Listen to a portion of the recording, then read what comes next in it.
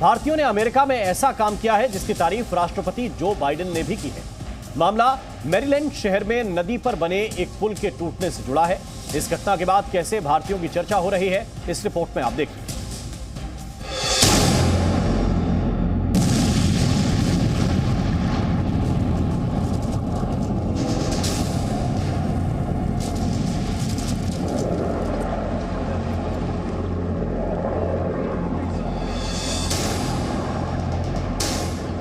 पुल से cargo ship टकराया और देखते ही देखते पूरा पुल नदी में समा गया।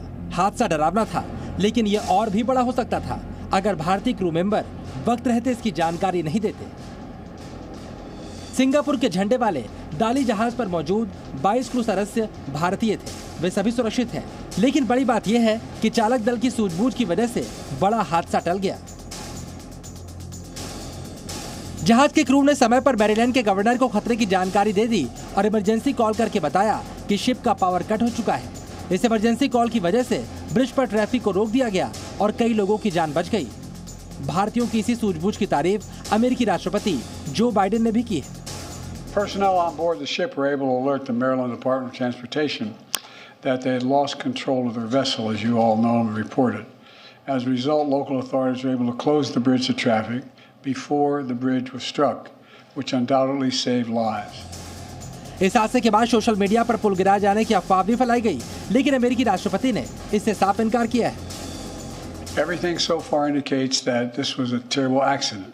At this time, we have no other indication, no other reason to believe there's any intentional act here. जानकारी के मुताबिक करीब 300 मीटर लंबा कंटेनर जहाज बाल्टीमोर से कोलंबो जा रहा था।